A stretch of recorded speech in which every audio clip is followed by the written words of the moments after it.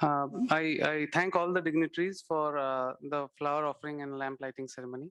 Without any further ado, I would like to request Sri K. Vasudev Rao, His Holiness Bhakti Swarup Rajapati Swami, President Bhaktivedanta Institute, to present the welcome address.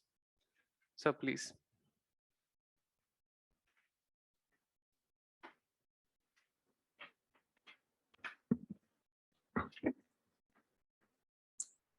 Namaskar. Good morning and welcome to the summer school 2023, unfolding the mystery of memory. In this holy place of Navadvip, where Chaitanya Mahaprabhu, Lord Chaitanya Mahaprabhu appeared, and on this auspicious day of Guru Purnima, today is very auspicious day, Guru Purnima, and also appearance of one of our acharyas, disappearance of one of our acharyas, Sanatan Goswami. So I request all of you to pay attention to the small invocation before I start the welcome address.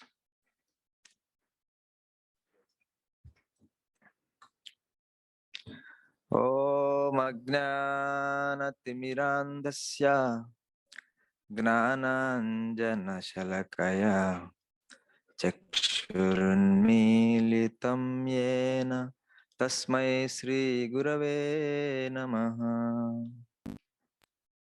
Yasya Deve Parabhakti Yatha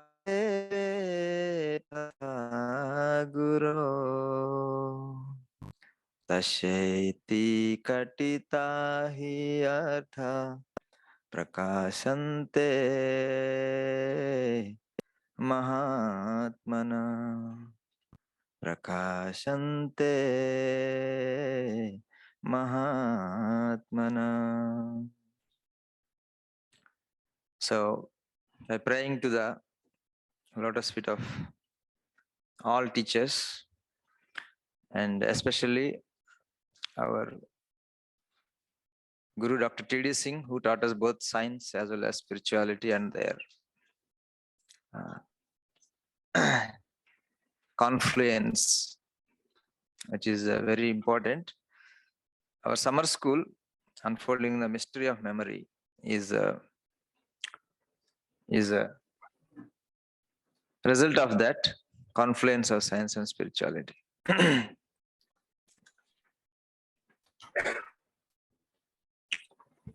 I would like to welcome all of you, especially our chief guest,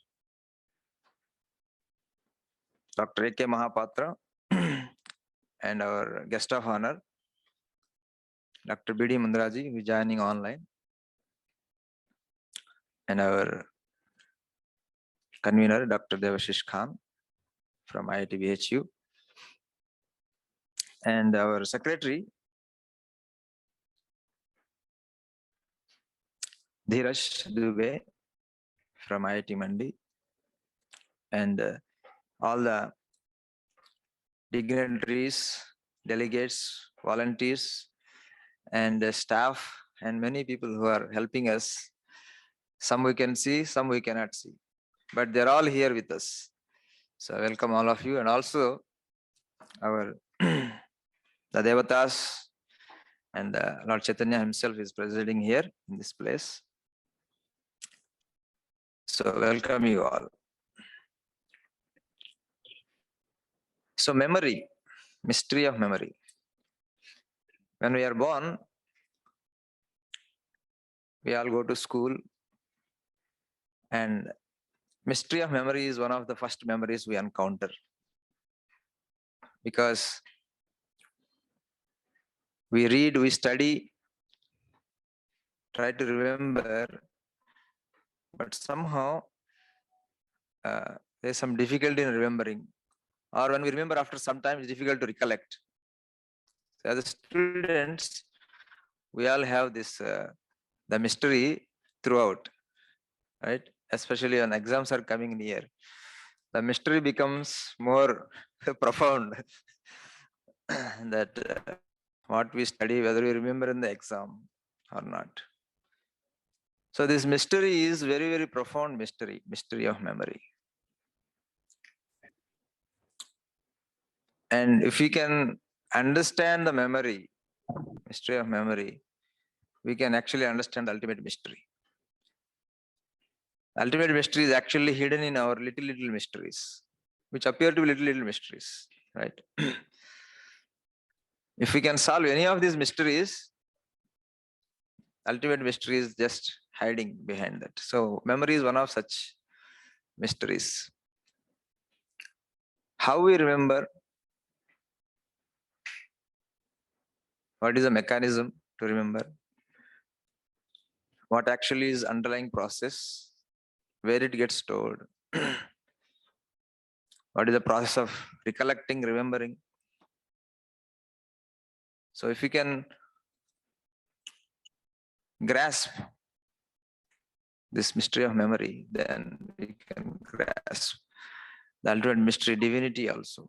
That is ourselves and the supreme divinity. Science definitely helps us a lot in understanding these mysteries. It takes us to the limits of our ability to understand through mechanistic principles. So the question is that whether the reality is completely mechanistic or not. You can say this is another mystery. Is reality is mechanistic, or is there something beyond mechanics? If we sincerely study any branch of science which is mostly mechanistic in nature, we will definitely come to the meeting point of mechanistic and non-mechanistic.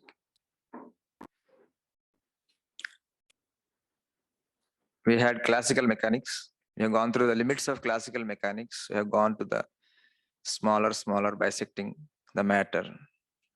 When we hit the atom, when we hit the electron, then classical mechanics appear to be a little insufficient to describe. And then we hit quantum mechanics. We call it quantum mechanics, but it is not completely mechanistic. Very quantum mechanics is not completely mechanistic. It is the meeting point of mechanistic and non-mechanistic aspects of nature, quantum mechanics. And it is the beginning point of non-mechanistic aspect of reality. But we find ourselves limitation in probing the reality. And we had some hints about non-mechanistic aspects of nature in the form of von Neumann chain and measurement problem. Right? There is mechanistic aspect, non-mechanistic aspect in quantum mechanics, non-deterministic. So we model it using the statistics. So another question, whether statistics itself, is it mechanistic, or it is going beyond mechanics. So therefore we use statistics or probability. So, so these are the questions, meeting point, and it indicates something non-mechanistic. Because the Schrodinger equation itself, it points to, it is a mechanistic equation, but the measurement, when we do measurement, there is non-deterministic aspect comes, and there is how this possibility quantum, this Schrodinger equation, possibilities become actual. What causes it to be actualized? So that again, there should be something non-mechanistic aspect of nature which makes it possible. So therefore, science helps us a lot to probe and keep the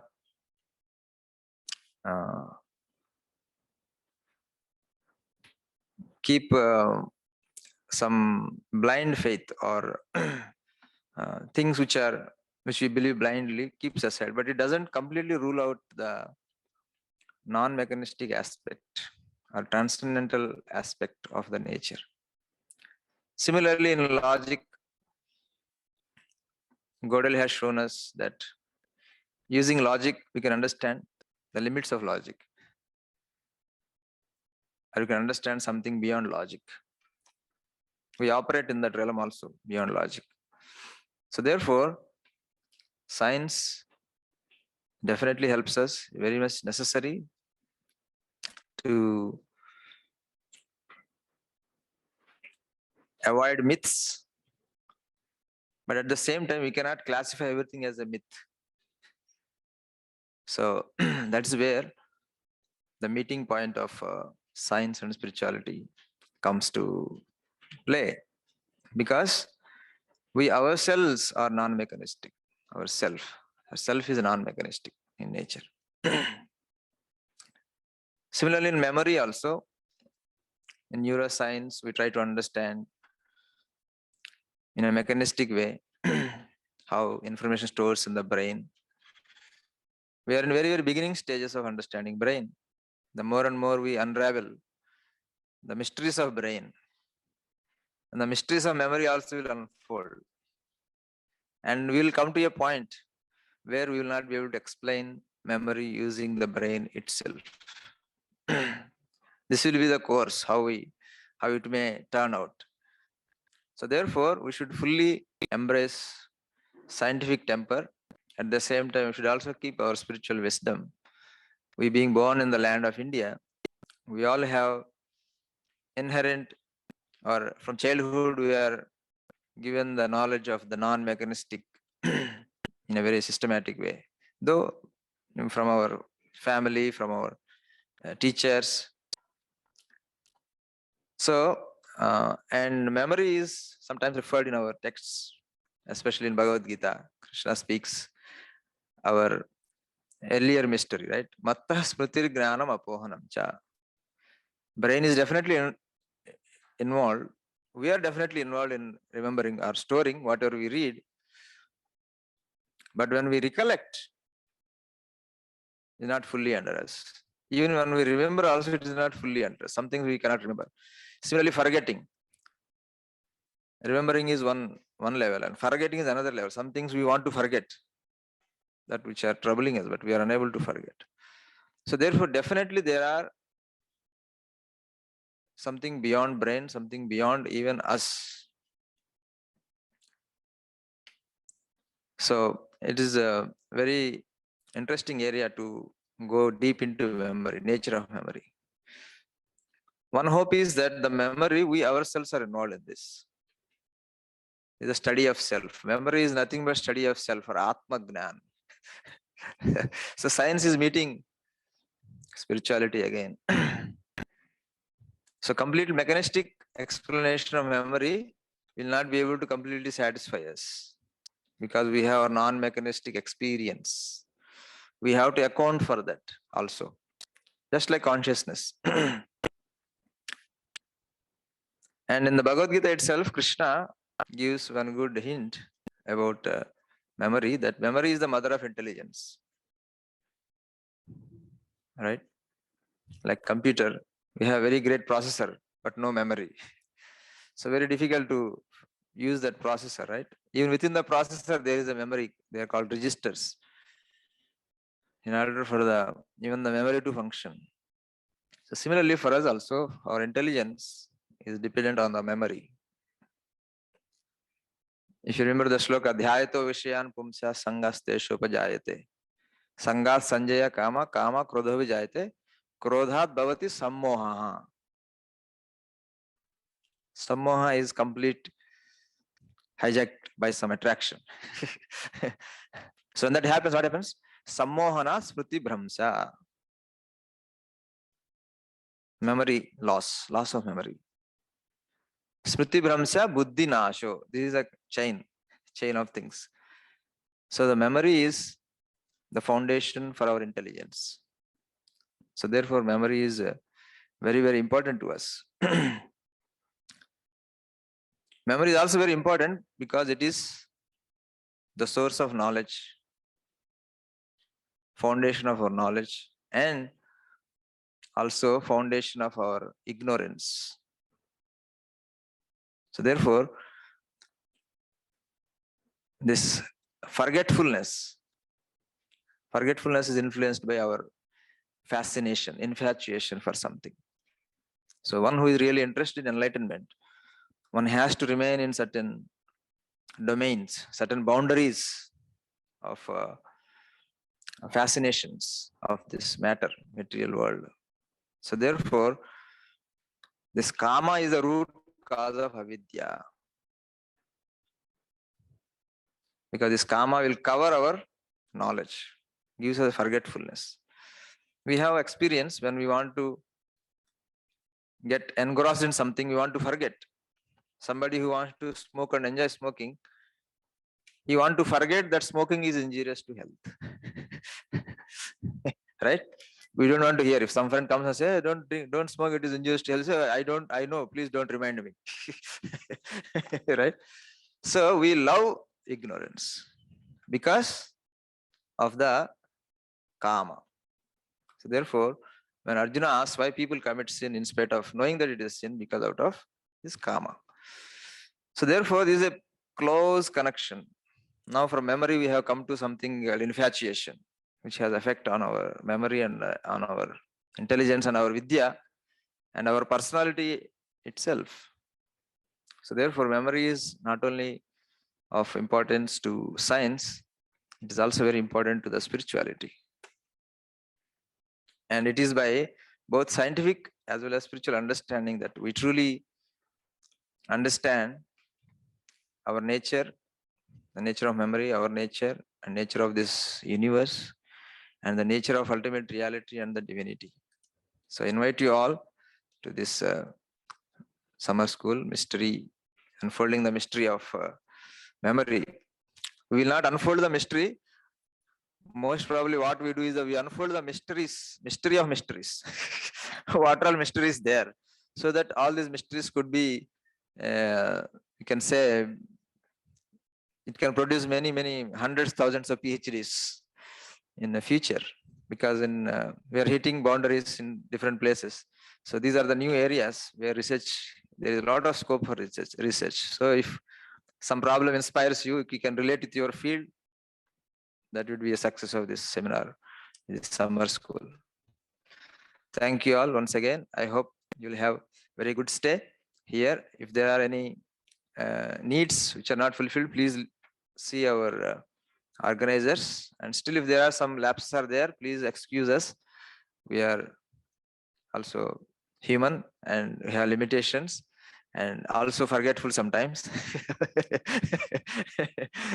So few small team is organizing this event, but they have nicely made it very wonderful. I think it will be memorable. One of the best decorations and of the summer school. So we definitely remember this in our memory, this summer school, and look forward to wonderful papers, thoughts, and the addresses of our distinguished dignitaries of this session. Thank you very much for your attention. Namaskar.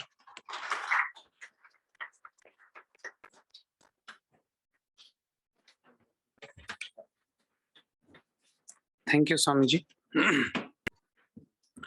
Thank you, Swamiji.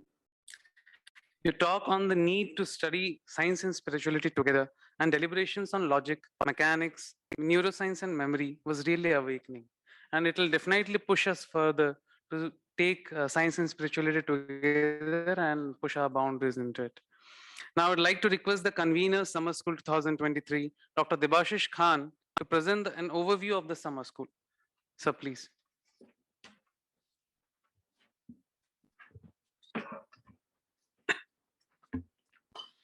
So, good morning, everybody. As convener of the Summer School 2023, I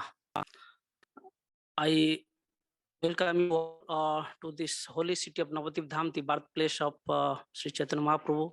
As Swamiji already told that today's day is very auspicious, that is Guru Purnima or Vyas Purnima.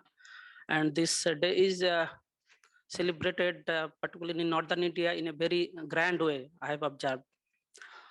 And we are joyful to see the enthusiastic participants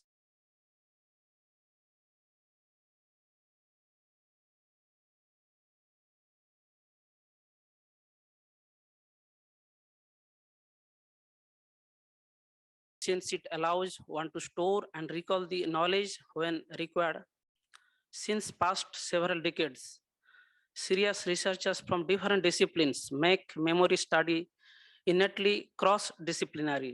In spite of extensive scientific research on memory and its several aspects, many of the memory-related issues outcomes still have no agreed upon explanation. It still remains a deep mystery. Recent developments in science and technology indicate the need to unify and extend the definition of memory itself.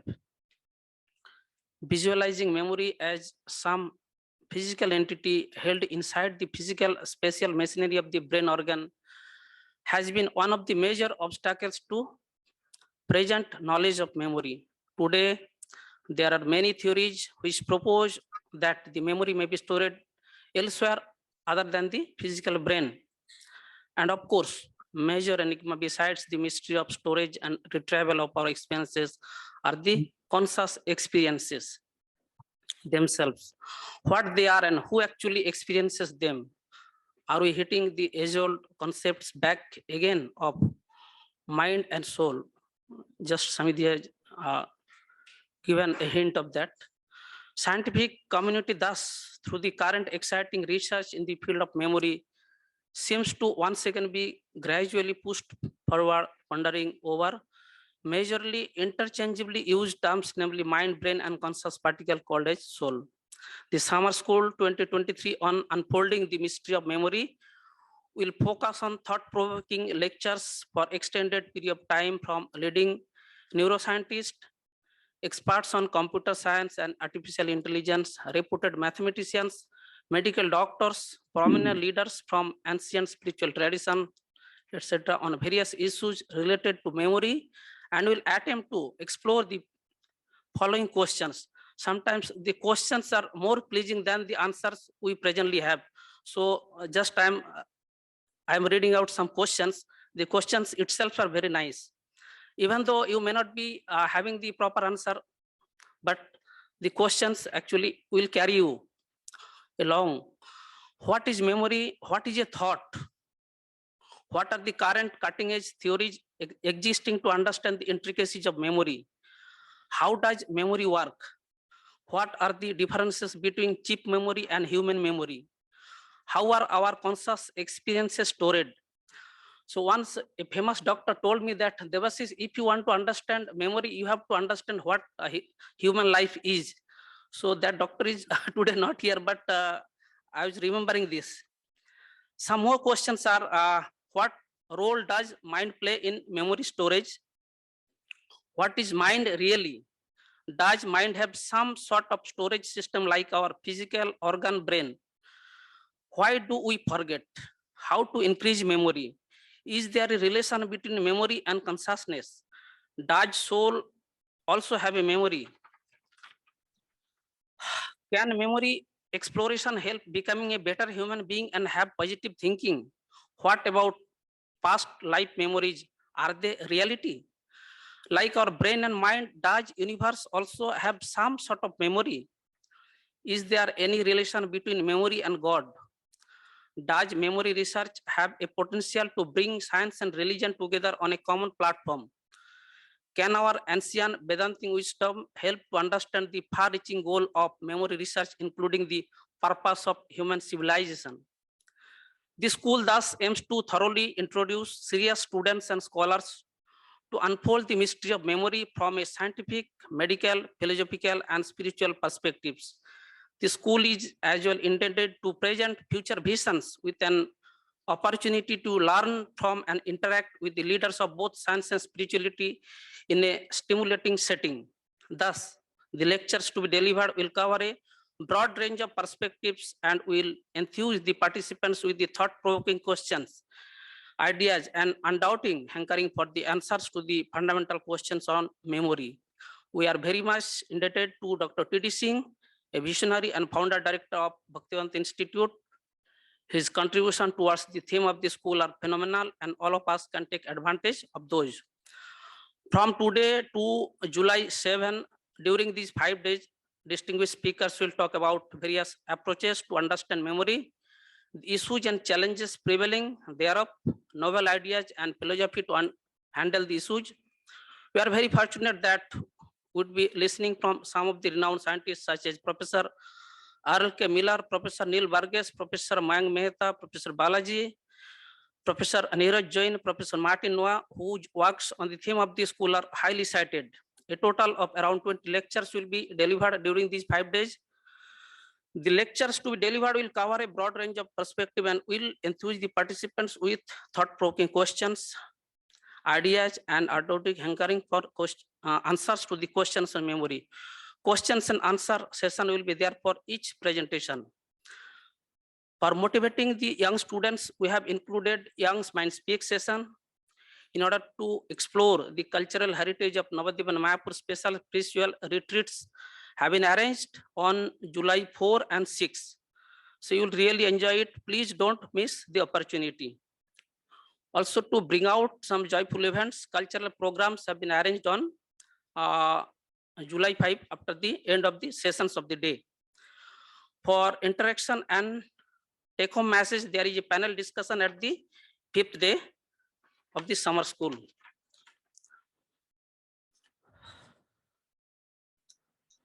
The schedule of the whole program is included in your booklet. Some minor changes may be there depending on the situation.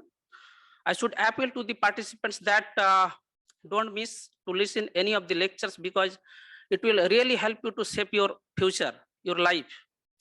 With this hope, the school will enable the participants to appreciate multidisciplinary approaches, highlighting the ongoing studies on memory, and will lay the foundation for the holistic approaches in the quest for unfolding the mystery of memory. So today you might be seeing that on memory research, several conferences, schools, workshops are being organized, but in this event, you will see that so many approaches are being deliberated, and you will not find such kind of event nowhere else, I hope. So my best wishes for your life's journey to uncover the hidden truth of memory. Thank you, everybody.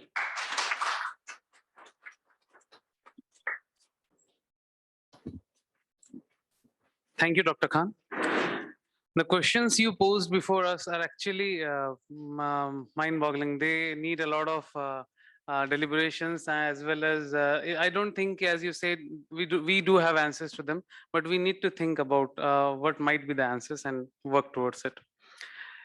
Now, I would like to invite our guest of honor, who is present online, Dr. B.D. Mundraji, to address the sessions with a few words. So could you please unmute yourself and Please unmute. thank you, sir.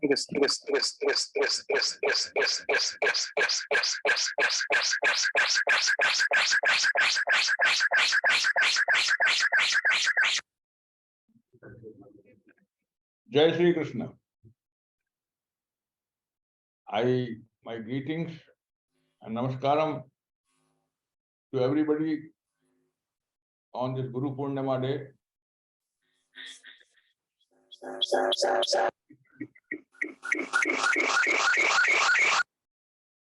Ajjanam Timrandhasya Jnananjan Salakaya Chakshurunmilitam Jena Tasmai Shri Gurue Namah. Further, Namami Hridaya You are not. Lakshmi Sahasra Leela Abhisevyamanam Kalanidhi. Chaturbhishcha Tribhishtha Shadbhi Virajte Yosu Panchadha Hridaya. So, Guru, on Guru Purnima Day, after bowing to the feet of our Guru, and I am very thankful to Bhaktivedanta Institute, and in particular Bhakti Swarup, Swami Brajapati ji, Sri Vasudeva Rao ji, and other, including Sri Varun Agrawal ji and others. Today, I am fortunate I will be able to listen to Professor Mahapatra. We heard Dr. Devashish Khan. So friends, and there are so many other luminaries on the dais and in the audience. Bhaktivedanta Institute always is a collection of intellectuals, and it is very illuminating, and I feel very happy when I come here. And Swamiji and others have been very kind to me. They are doing wonderful work. Our society, our country, our Rashtra needs like Bhakti institutions like Bhaktivedanta institutes. You know, this is Kalika. There are forces which are against the Sanatana Sanskrit. On one hand, the soldiers are protecting our boundaries of our country. On the other hand, institutions like Bhaktivedanta Institute, they are protecting our culture, our jnana, our heritage. So I bow to them. I must urge upon the society at large to give them support, which I find that which is much less than what it should be. Our Samaj, our society has to support. If you want to remain as a Sanatan Matavalambi, we have to support the institutions like Bhaktivedanta Institute. And why Sanatan Matavalambi? If we have to have humanity in us, it is important we support them. I have been in touch with them for last several years now. About they have raised a very interesting issue of memory, mysteries of memory. I heard from Swamiji, as Bhagavan has said, Smriti Naso Vinashyati. Okay. We will reach to Vinashyati later on, we will not be able to live at all. If we don't, imagine for a minute that if we don't have Smriti, how our life will produce. Say, suppose I have got up in the morning and whether I have taken bath or not, if I forget that, what will be my life? Or if I forget, have I taken my breakfast? Or if I forget my mother? So Smriti is very important for our life. Now, to study Smriti, lot of attempts have been made by neuroscientists, neurobiologists. They have talked about neurons, and they have talked about synapses, and they have talked about homer protein, or say what not. I don't understand all that. And I have not studied this science. And when I heard about Schrodinger or Gödel and all that, their logic, I have not understood. I have read about their findings, but I can't say much about it. Now, this is an approach. There are a lot of neurobiologists. Now, I'm raising certain questions. Dr. Khan has raised very interesting questions. Is the mechanistic approach to memory is all, or is there any other? I am raising a question. is memory function of our consciousness? Is memory function of our consciousness, or it is something else? Does memory remain in our brain, or it is all over? Human beings have memory. We see the animals have memory. But there have been experiments where even plants have memory. So if plants have memory, then where all this theory of neurobiologists go? Second, there is a collective memory. I give you an example. Say today, in these days, thousands of animals and Masai Mara cross from one country to other. Every year, thousands of birds from Siberia come to India. And many of them were not born during last migration. How do they remember and how do they come? So, where is their memory and how it is? It to be thought. Professor Khan raised the issue of past life memory. There are several authors have written on this, and a lot of people have said. Fact remains, past life instances of past life have been recorded, improved. So if we are carrying the memory from past life, how are we carrying? Because all the neurons have gone with that life. Now, how DNA and RNA, they are carrying the message this time? We have not understood as yet, we have not understood what is DNA and what is RNA. There are a lot of mysteries about it. There are a lot of mysteries about collective memories. There are a lot of mysteries about our own memory. So, this study, the reductionist approach of science is not enough. We have to have an inclusive approach, holistic approach, also to study memory, and we have to study consciousness. We have to study consciousness much more. I suggest Bhaktivedanta Institute should establish an institute for study of consciousness in Kolkata. I will be with them.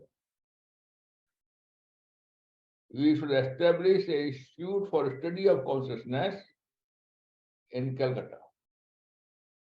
When we study that consciousness subject, a lot of other things, including memory, we study. Thank you very much for giving me opportunity. I hope or I wish I would have been there, enjoying the hospitality and paying my respect, pranam to Chaitanya Mahaprabhu, Rupa Goswami, and all others who have been there, all the great souls. Some other day. Thank you very much. Namaskaram. Jai Shri Krishna.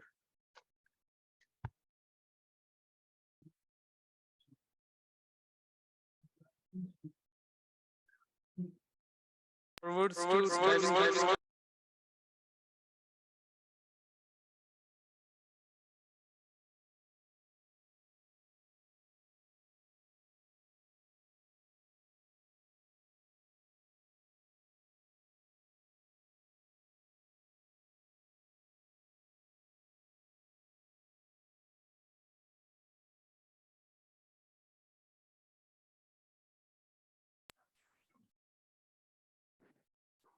Jai Jagannath, Jai Shri Krishna, Om Shanti. I think I am really grateful that I am here in Bhaktivedanta Institute. And we heard just from Mr. Kundra that memory is not brain. Memory can be in the cell level. If you see a mimosa tree, you touch it, that we call large coli. It shrinks, the leaf shrinks. Where is the brain of that leaf? So it is the coding of the experience in the DNA. So we are now talking about Bhaktivedanta Institute. I thank Prabhupada for creating such a wonderful thing. I read a lot of his writing when he left 1965 for US, and he created International Krishna Consciousness, ISKCON. So we know that Hinduism is Vishnu oriented, God oriented, Krishna oriented. So we are indebted to Lord Krishna because one of sloka says, Vasudeva Sutta Bande, Kansa Chanura Mardana, Devaki Paramananda, Vishwa Bande Jagat Guru. So Lord Krishna is Jagat Guru. But is there a Guru nowadays? What is Guru? What is the meaning of Guru? Guru means a man who takes out the darkness of the mind of the student. Guru. Okay. Today there is no gurus. Because if you see a guru, the role of guru, the Upanishad defined the role of guru as 9 different ways. He's like a father to a student, he's like a mentor to a student, he's the path, he shows the path and future attitude, temperament, character building. So teaching is not a lecturer. So over the years, guru have become Shikhyaka, Shikhyaka have become lecturer. So what do? We come and take our lecture and go away. So we have no teacher-student relationship. So what has happened? That's how from Satya Yuga, from Satya, Tyaga, Prema, and Bhava, 4 things. Satya Yuga, Satya, Tyaga, Prema, and Bhava. We gave Satya. We come to Tyaga. That is Treta Yuga. You say Tyaga by Ram, Tyaga by Lakshman, Tyaga by Urmila. All you talk about Tyaga, there was lot Satya. The Satya was lost in the end of Satya Yuga. By Treta, we only have Tyaga. At the end of Tyaga, we came to Prema, divine love, Gopi, Krishna, Bhava, relationship, divine relationship between Atma and Paramatma.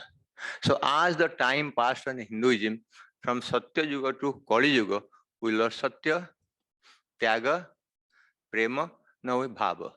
So we have a society called Bhava Ko Nikata. You have Bhava, you are nearer to God. That means your mind is devoted to God, you can get God. You do not require all the practice of Satya Yuga. Today we are in Kali Yuga, if you believe in Hinduism. You may not believe any religion, but the truth remains a person has to believe something else. So Sarvapalli Radhakrishna wrote, spiritualism and religion are the same?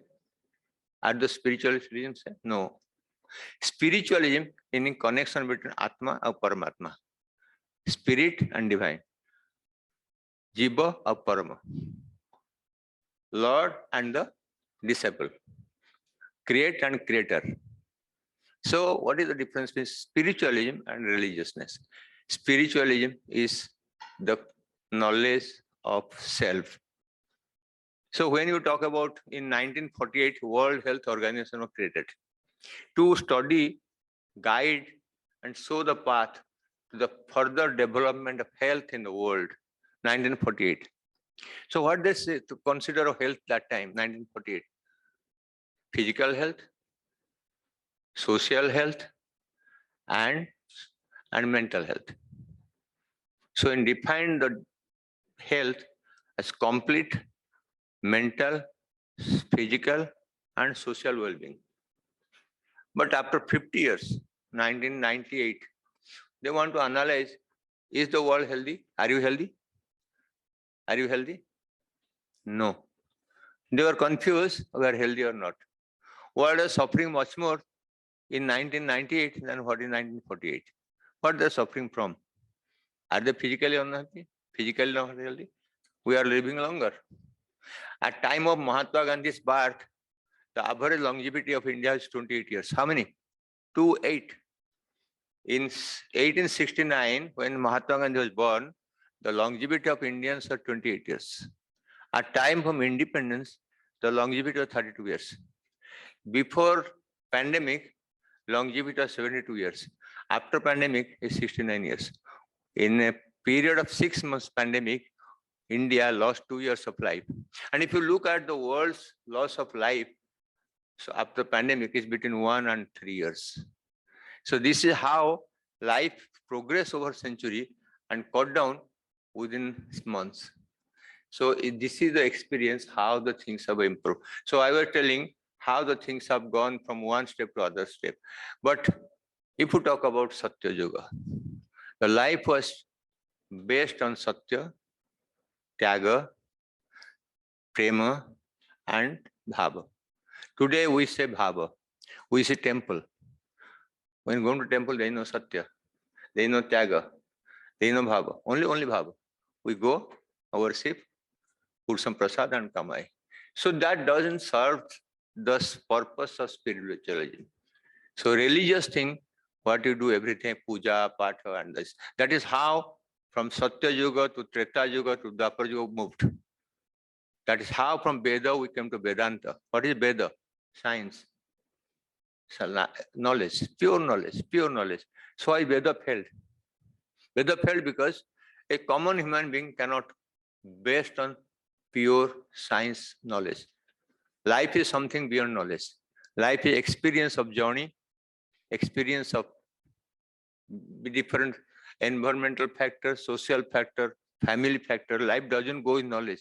A very educated man may be failure in the life. His children may not be. You know what happened to Mahatma Gandhi's children? Can anybody even name Mahatma Gandhi's children? I don't think so. Anybody know how many children Mahatma Gandhi has? No. No. What happened to Krishna's children? Krishna has got 16,000 wives and 1,60,000 children. What happened? So we don't bother. So our memory, what is memory? Memory is the event, a crude sense of memory, the events your brain remembers. The moment I say, okay, I am giving a lecture here, that is immediate memory, instant memory. When I teach our student in neurosciences, we say, what are memory? Instant memory. Give them 10 letters, forward counting and backward counting. How many are neuroscience? We give 10 numbers and say, can we count forward, count backwards? If you are counting forward 6 digits and counting backward 4 digits, memory is good, instant memory. Then we give events. After 10 minutes, I am taking a patient. I tell him 10 things. After half an hour, I ask him, what did you tell when you came to me? If you forget, recent memory has gone. Instant memory has gone. Past memory. Ask about marriage, childbirth, birthday, schooling. So those are what memory? That are the memory which go and stored in the brain. Events, facts, factors, statistics. That doesn't have a consciousness like cell. When you talk of memory, memory is crude memory and scientifically fine memory. Fine memory can be at level of cells. I have a smell. I am sleeping and a mosquito bites. That bite perception go to brain. There is no brain. It's a cell. The neurons, the connections, the dendrites. That is the reason when you touch coli, in Odia we say large coli, mimosi, it shrinks. Do that part of the brain, that part of the branch has a brain? No. Does it have? So what is memory? Brain, spinal cord, thalamus, amygdala, hypothalamus, Pape circuit. Which circuit? When you talk about brain-oriented memory, it is the memory of neurosciences. But are you talking about neuroscience memory or memory of the cells? Memory of subatomic particles. You blast the atom bomb. The effect is always same. Does the atom bomb has the Memory of devastation? Plutonium bomb. There is nothing. Is that plutonium bomb will do this effect, the hydrogen bomb will have this effect, this have they got a memory? How do they produce similar result, similar effect by every same stimulation? Is not correct? So what is the memory? Memory of the brain, memory of a cell, memory of mass of proton, mass of plutonium, mass of neutron. The effect is same. You ignite something, it resulted in action. So what? Every action has got equal and opposite reaction. So bomb has got a memory, it bursts and destroys. But we are not talking the philosophy of memory of matters, particles, substance. That is energy from the different thing. If you have a fusion of atom, what type of energy? Do the atom remembers that every time I've broken a type of energy? No. Yet it believes that every reaction has a similar function like a memory. I put like this. In 10 milliseconds, it goes to brain, and a mosquito bite, I react. Right? That's the memory of the pain, stimulus, smell, vision, perception, environment, cold, hot. How many stimulus you have every day? Everything is stored in a memory in the form of DNA, RNA, experience. So today we are talking of memory, the philosophy, spiritualism of memory. I think it's a very complex process. I was talking to my teacher today because today is Vyasa's Guru Purnima. Guru Purnima is Vyasa's birthday. Chaitanya, I think not Chaitanya, Nanak's birthday, and Guru Purnima, Guru Purnima, Guru Divas is the Sarvapalli Radhakrishnan. So Guru means Guru. So whom the society has taken as Guru, where the religion has taken a Guru, where the faith has taken Guru, he's become Guru. Like our Prabhupada is Guru. So his Janma is Guru Purnima. Chaitanya is Guru. But is Guru Purnima. Nanak is Guru.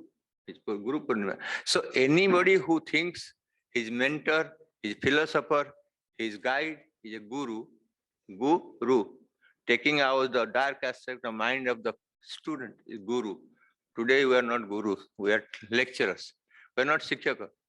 We are talking about new education policy, 2020. I was a vice chancellor, so we have to follow new education. What do we follow? First, quality education. Do we have quality education? No. We have quantity of education, no quality. Then called the holistic development. Socially concerned issues. Constructive, if you have 4 pillars of a new education policy, which took 1965 to 2020. New education policy was supposed to laid down by the parliament in 1965. And it came to the light 2020. And what is the basic principle? Quality education. Quality education. 10% of our educated people are of quality. 20% are, if you take 50% mark as a quality, 20% doctors, 10% engineer, and what percent of local people will be quality, I don't know. So when you talk of quality, you have a parameter, you have a standard. You set a standard until if this standard something pass through, is quality approved, right? So today we are talking about memory. It's a very complex. Today, not many people want to work for research. It requires a lot of research. I was talking to my teacher, 96 years. He joined AIMS Delhi as a professor of neurosurgery in 1965 HOD. That is the time neurosurgery started at AIMS Delhi, and he have come from Montreal in Canada. That was considered the Mecca of neurosciences in 1930s, 40s, and 50s by the teachers were Penfield, Cohn, and Arthur Weiss. They were the professor of neurosciences in 1890s to 1950s. For 60 years of neuroscience was controlled by Montreal Neurological Institute. I don't know how many. We have neurosciences starting from Delhi, Chennai, Dr. Ramurthy, Dr. Jacob Chandy. They started neurosciences in 1948. The first neurosciences center at Vellore, 1948. Then Chennai, 1949. then Delhi in 1960s. So question is, we have neuroscience, but there is no basic neuroscience. What you are talking today, a pure science, where you have to go to sub particular level. What happens to response and where the information is stored after being coding, you have a response that goes and synthesized, it goes to the memory, it is coded, and it's like a hard disk in the computer stored. It's such a fine information processing that no fastest computer till today can understand the functioning of the brain. You know what is the time taken from Earth to sun? How fast the brain moves? What is the thinking process speed? When Daksha asked Yudhishthira, what is the fastest? What is the sharper than the sword? Stone. What moves faster than the light? Brain thinking process. What is heavier than the earth? Mother. I am not talking from my own. When Daksha asked all these brothers, they could not answer, they died. Ultimately, it is Yudhishthira who answered all these critical questions. So there are a lot of critical questions. And I'm sure you understand, asking question is very easy. Answering them much more difficult. A simple question asked in seconds will take generation to answer it. Is not correct? How much research go to a simple question? Where is the memory stored? In the brain, in a cell, in a nucleus. Does the nuclear protein has more memory, or the frontal lobe, or in the amygdala, or the hippocampus, or the Pape circuit? Where does the instant memory stay? If the memory that immediately at 10 seconds, if I ask a question, how it is coded, stored, and answered. People sitting in the first row, I am asking a question as a teacher. After 10 seconds, I ask what is the answer. He tells it, no?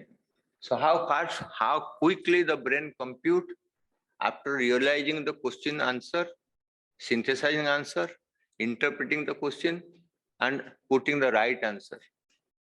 So it is very, very important. Today, of course, we are telling the human brain perception, reception, retention, synthesis, analysis, expression going down. Why? Our reception is less. When you are sitting, we are not receiving. If you are not attentive to your classroom, you will not receive. Then after receiving, you have synthesis, analysis, integrated part of the brain. It's a complex process of thinking the answer. Then expression in a speaking what way? Same question, 5 people answer different way. Why? Question is same. Because the thinking process, analytical process, expression process are different. Is not correct? Why the people get 100 out of 100? Mathematics 2 plus is 4. Simple. But why some people fail in simple thing? Because their memory of the experience, teaching, synthesis, analysis, expression, not correct. So today I can tell you that memory is a very complex process. I have spent my 45 years in neurosurgery. And still then we have confused. We are doing experiment on the rat and rabbit. 1981, we took 60 lakhs project to study the embryonic brain put in the adult rat. I did cesarean of the 18 days embryos to find out, do the brain understand the function of the brain when you put an embryonic brain? You take a mother's uterus, a small rat, take out the brain, which is like a thumb, take out some part of the frontal lobe, put the frontal lobe of a adult rat, and find out if that brain of a embryonic rat understand the function of brain of frontal lobe. You stimulate the brain by single electrode placement and find out what type of action potential it created. Because we know frontal lobe behave like this, temporal lobe behave like this, all this. Does it happen? How the embryonic brain goes to the adult brain and converted to the part of the brain where it is implanted. If you put to the frontal lobe or cerebellum, is not going to work as a cerebellum. You understand that? Because genetically, sub-molecular level, frontal lobe neuron is frontal lobe neuron.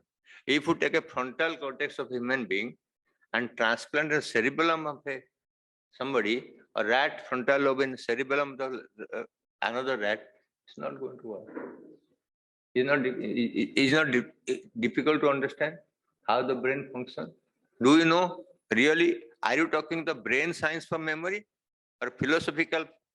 What our philosophers, our mentors, our maybe Vedanta philosophy? Who had written Vedanta? Who had written? Who?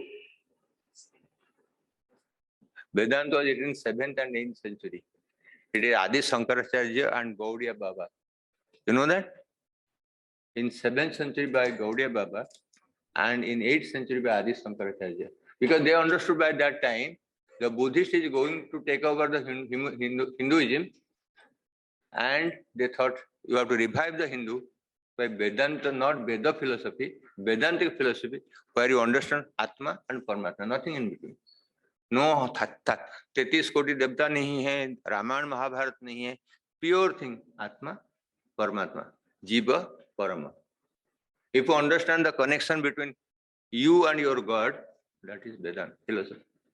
That is what has cooled down for last 1200 years till today, Vedanta philosophy. I know Vivekananda was a proprietor of, or a very believed on Vedantic philosophy. That means we don't believe anything, Atma and Paramatma. Simply believe you and your God, nothing in between. I think it's wonderful to be here. I thank Swamiji. I thank all the people in Bhaktivedanta Institute. We are trying to talk something like a blind people looking at the elephant. Memory, brain, circuit for the brain, exploring the neurosciences of memory is like blind people looking at the elephant. So, but it's nice to be elephant and blind and looking for something and remaining dormant and not doing anything. So in Bhagavad Gita, I say, Arjuna, you cannot be niskriya. Even you do not want to do anything, your destiny, your karma, your dharma will pull down to your action. So even you don't want to learn neurosciences, even you don't want to the neurobiology, neurochemistry, neuromolecular medicine, neuroimmunology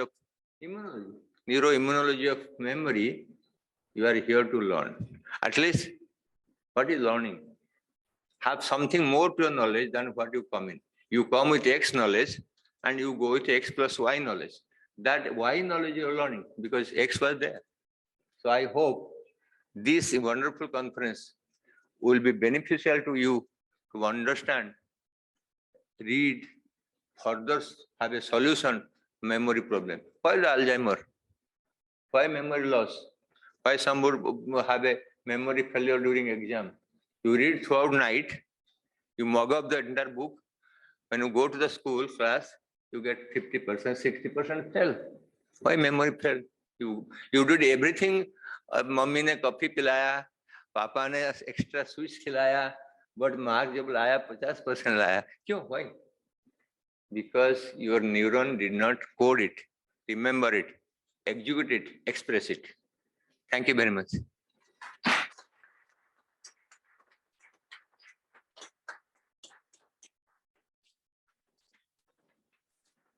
Thank you, sir. Getting an opportunity to listen to you and your stimulating and inspiring words is always a treat to the ears. Sir, your intriguing thoughts have set the tone for the next 5 days, and we are going to ponder upon various such topics in the upcoming sessions and discussions. Let us proceed to the next sequence of events in the inaugural ceremony. That is the release of the Bhaktivedanta Institute annual journal Savijnanam, Scientific Exploration for a Spiritual Paradigm, Volume 11. I request the convener, Summer School 2023, Dr. Khan, to say a few words about the journal. Sir, please.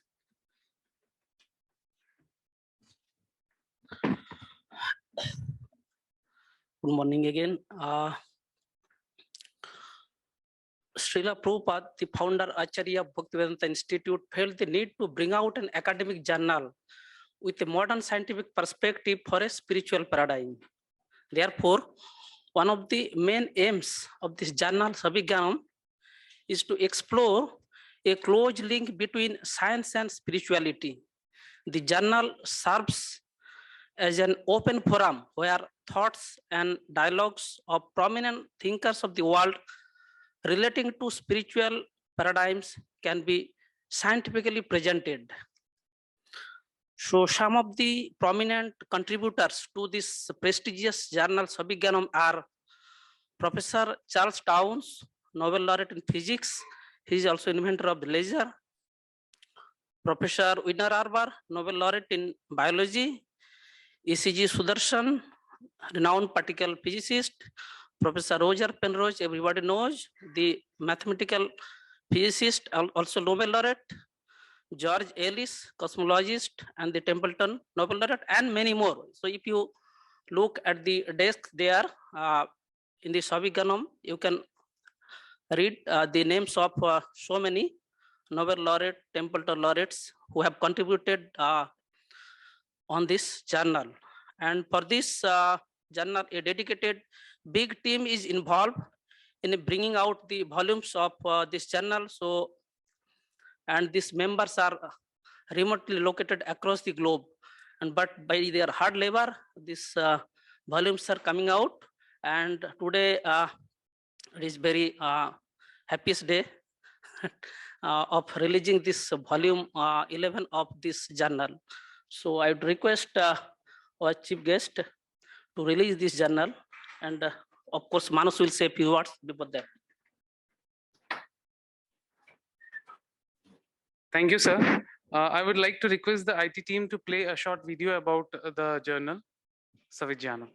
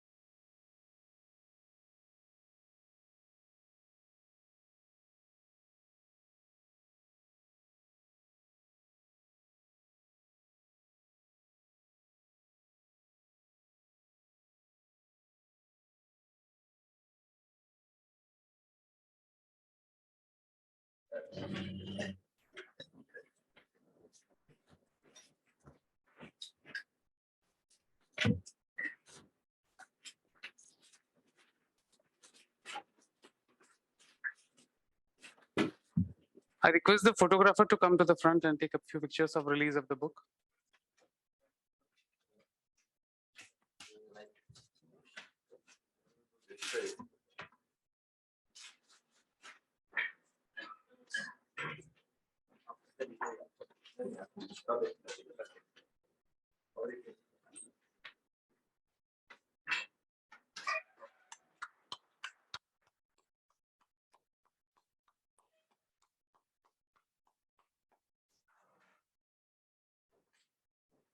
Thank you, sir. I request the dignitaries to kindly take their seats. On behalf of the organizing team, Summer School 2023, I would like to express our sincere gratitude to all the guests and dignitaries present here. And as a special token of appreciation, we would like to present a small memento to each of our dignitaries on the dais. So I request Shri K. Vasudev Rao, President, Bhaktivedanta Institute, to kindly present a small token of appreciation to our chief guest, Professor A.K. Mahapatra, and small blessings from Lord Narasimhadev as well. Sir, please.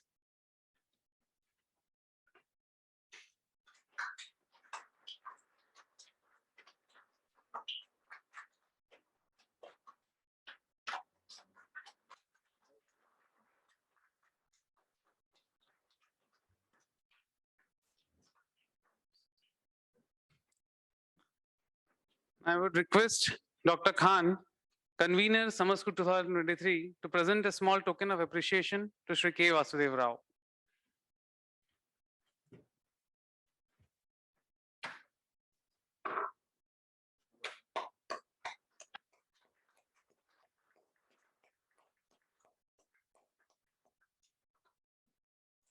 I request Dr. Dubey, Secretary, Summer School 2023, to present a small token of appreciation to the convener, Summer School 2023, Dr. Khan.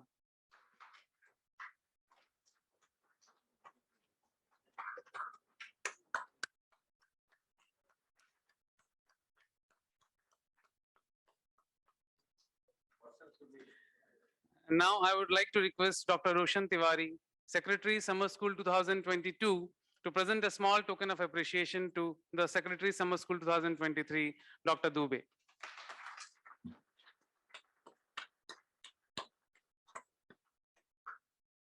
Thank you, sir. I would request the dignitaries to kindly take their seats. And I would like to request the Secretary, Summer School 2023, Dr. Dubey Dheeraj Prakashchan, to extend the vote of thanks and to present the general guidelines of Summer School 2023 to all participants. Dr. Dubey, please.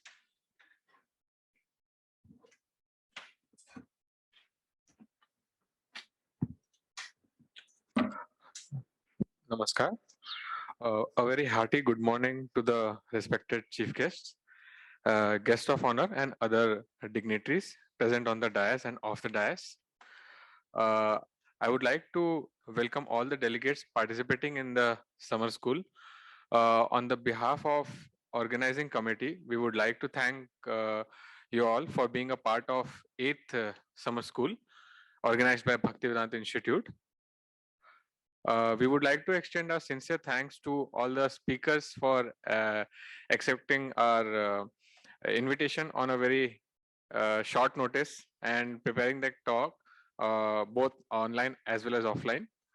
I would like to thank all our members and staff who have directly or indirectly helped in making this school happen. We would also like to thank all our teams involved in posters and website designing, publicity, and preparing the booklet. Next, we would like to extend our earnest appreciation for our registration team. We would also like to extend our deeply felt gratitude to all our generous sponsors.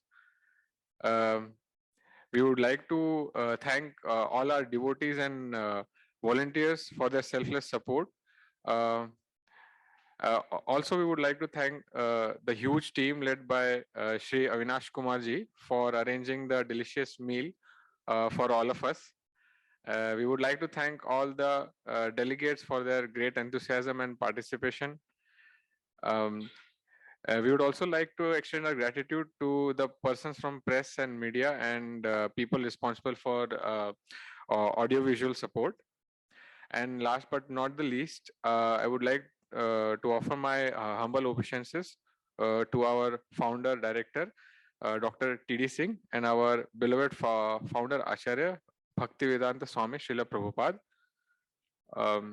I would also like to guarantee you all that in this summer school led by a distinguished faculty of experts who possess unrivaled expertise in the realm of psychology, neuroscience, and cognitive sciences. You will be guided through a perfect intellectual odyssey. Their wisdom and insight will definitely illuminate the intricate pathways of memory, revealing the interplay between neurobiology, uh, cognitive processes, and the formation of last impressions.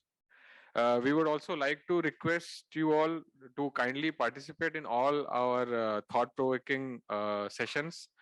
And I would specially request you not to bother yourself with visiting various holy places in and around Navadvip.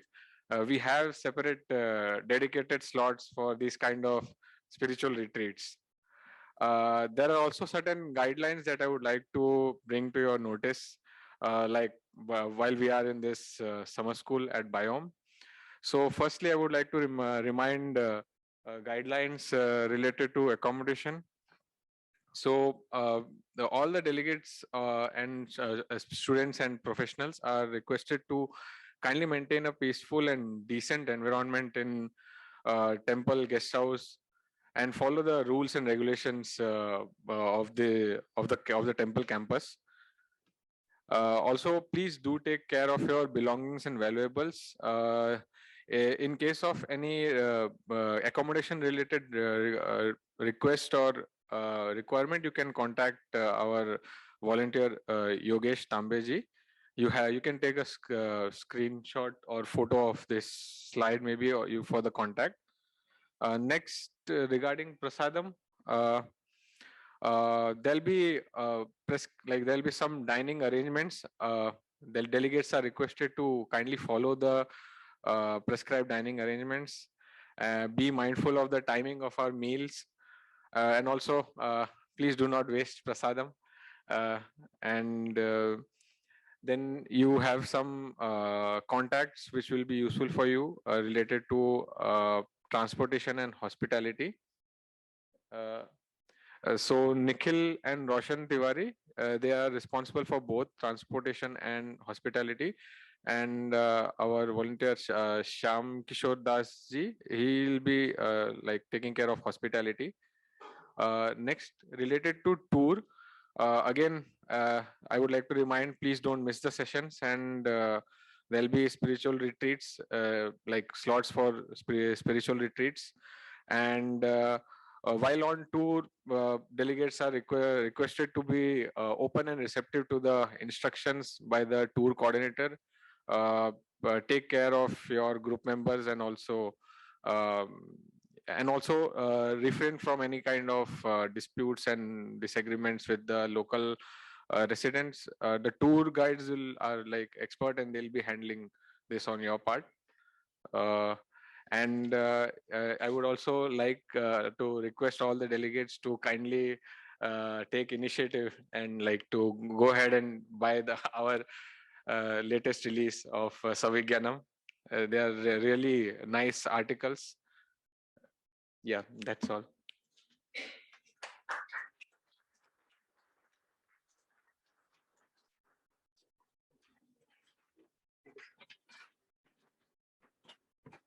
Thank you, sir. Before we officially close the inaugural ceremony, as Dr. Dubey told us the point of contacts, you might have taken the screenshots, but I'll make the faces known to you as well. The first volunteer who is handling accommodations and the related issues, Mr. Shri Yogi.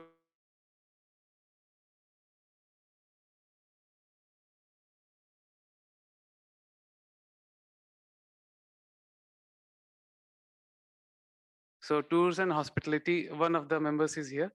And after that, officially we could conclude the inaugural ceremony. So we will reconvene in 5 minutes after a very short break. And after that, we'll be waiting for our first session. So officially, I would like to close the inaugural ceremony and request everyone to gather around back in your seats in 5 minutes. Thank you, sir. Thank you, dignitaries.